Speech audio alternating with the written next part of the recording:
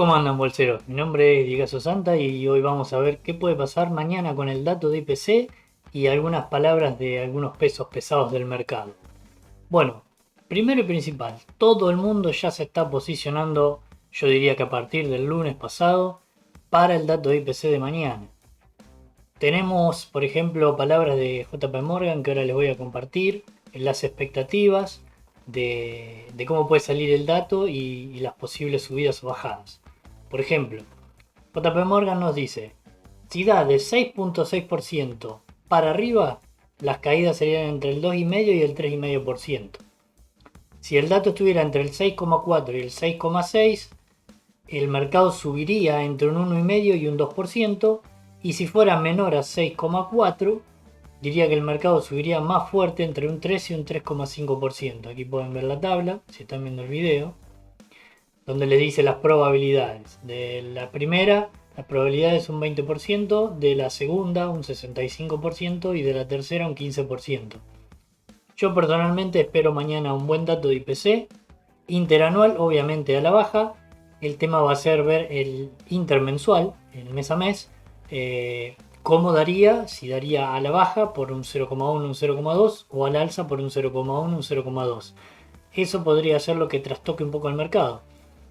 Pero si se deja llevar solamente por el dato general que va a ser a la baja, seguramente si es del 6.6 para abajo o igual al 6.6%, el dato de diciembre, yo pienso y creo que vamos a tener una fuerte subida. ¿Por qué? Primero porque hay mucha gente que ya está posicionada para este dato, para el lado alcista. Como hay para el bajista y para el lado alcista. Pero ¿qué pasa? Si empieza a subir fuerte, empieza a subir un 1, un 2% el mercado, va a producir un short squeeze, o sea, van a correr a los vendidos, por así decirlo, y van a tener que haber mucho cierre de cortos. Y como siempre les explico, el cierre de cortos, me trabé, retroalimenta la subida. ¿Por qué? Porque al cerrar cortos, para cerrar cortos tienen que comprar posiciones y los dealers que habían vendido posiciones cortas tienen que recomprar esas posiciones también. Entonces se arma una espiral alcista, por lo cual esto podría llevar al S&P que en vez de subir un 1 o un 2% suba un 3 o un 4%. Vamos a ver las primeras reacciones, cómo se mueve el mercado, pero recuerden también que podemos tener alguna intervención verbal de algún miembro de la Reserva Federal después del dato de IPC para calmar un poco las aguas y bajar un poco la espuma. No quiere decir que el mercado cierre en un 4%, ojalá que sí, pero que creo que si el dato es bueno va a meter un 3 o un 4% fácil al alza, para mí es descontado. Y si el dato es malo, yo creo que como mucho se podrá caer un 2% porque no creo que sea muy por encima del dato que se espera. También tenemos palabras de Mike Wilson que nos dijo a principios de semana que el mercado es demasiado optimista todavía con los CPS, con las ganancias, y por eso dice que el S&P puede caer más de los 3.600, 3.500 que el mercado espera. ¿A cuánto dice él que puede llegar? Y él dice que puede llegar a los 3.000.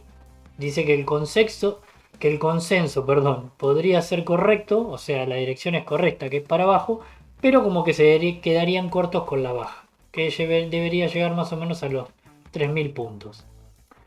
Después, yendo un poco a las palabras de los bancos centrales, tenemos a François Villeroy, quien hoy dijo que se deben introducir más subidas de tipo en los próximos meses, o sea que sigue más hawkish del BCE para luchar contra la inflación, y además dijo que la tasa terminal recién aparecería o se empezaría a hablar en el verano, o sea, en el verano de Europa, dentro de un par de meses. También tenemos palabras de Holzman, otro miembro del BCE, que dijo que se necesitan más aumentos de tipo significativos, otro hawkish más, para llevar la inflación al objetivo del 2%. Y agregó que es demasiado pronto para hablar de la tasa terminal. Este no dice cuándo, pero dice que la descarta por ahora cuál sería. También tuvimos palabras de Schnabel, en donde nos dicen aumentar significativamente a un ritmo constante para alcanzar los niveles que son lo suficientemente restrictivos. Está hablando de más subidas de tipo, ¿no? Obviamente.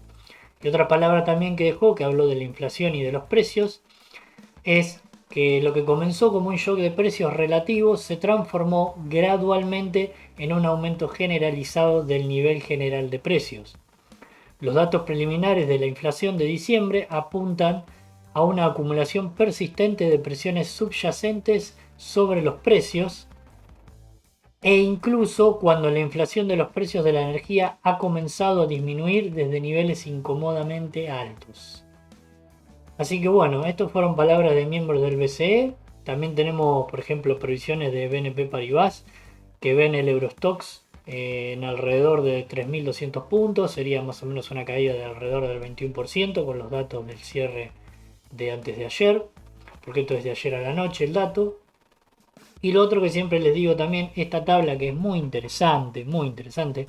Miren la parte acá que le hice un rectángulo en blanco. En lo cual en esta tabla de Spock podemos ver que a partir de marzo de este año, si los tipos estuvieran en el 5% en Estados Unidos, podríamos llegar a ver los tipos por encima del IPC. O sea, acá vemos, por ejemplo, que esto sería lo que subiría o bajaría por mes, ¿ves? Desde el menos 0,2% al más 0,6%. Suponiendo de que la inflación mensual siga subiendo un 0,3%, vemos que en marzo estaría en el 4,8%. Y si los tipos llegan antes de marzo, o en el mismo marzo, a la reunión de marzo, al 5%, ya la Fed estaría cumpliendo con su meta de estar por encima del IPC con los tipos, y a partir de ahí podrían estancarse y quedarse un tiempo para ver cómo va impactando en el mercado, ¿no? Porque pensemos que eso tarda entre 6 meses y un año en repercutir en el mercado. Pero es muy interesante esta tabla. También tuvimos palabras de Goldman ayer, que cambió el sesgo y dijo que ya no espera una recesión en Europa y que espera una suba del PIB del 0,6% para este año. Otro que también habló fue Jamie Dimon, el cual dijo que hay 50% de probabilidades de que los tipos lleguen al entorno del 5%, que es más o menos lo que ya se den cuenta, pero otro 50% de que tengan que llegar al 6%, que es de lo que habló semanas atrás Bullard de la Fed, algo que el mercado no tendría descontado. Y por último, vamos a ver qué nos dijo Kettner de HSBC, en el cual nos dijo que ve atractivos los mercados como China, mercados emergentes y Europa. Además nos dice que el único camino para las acciones es hacia arriba. O sea, está bastante bull, bastante toro este muchacho Kettner de HSBC. Bueno, y para cerrar vamos a ver cómo están los mercados. Tenemos tanto el S&P, el QQQ, bueno, el QQQ es del Nasdaq 100 LTF, del Dow Jones y el Russell 2000, los cuatro en positivo. El Dow Jones es el que menos positivo está, un 0,15. Después vemos que el crudo sube casi un 1,45%. El oro está queriendo empezar a reportar, pero tuvo una suba bastante interesante estas últimas semanas. Los tipos del bono 10 años están en el 3,57%, están cayendo un 1,24%, o sea que el precio del bono está subiendo. El dólar baja un 0,10%, el euro baja un 0,12% y la libra sube contra el dólar un 0,36%. Así que bueno, espero que toda esta información les vaya sirviendo para sus futuras operaciones y todo el mundo se está guardando la movida por el gran movimiento que habrá mañana con el dato IPC, tanto sea al alza como a la baja, y como ya les dije, yo personalmente lo espero al alza y si es bueno una explosión alcista debido a los cierres de cortos.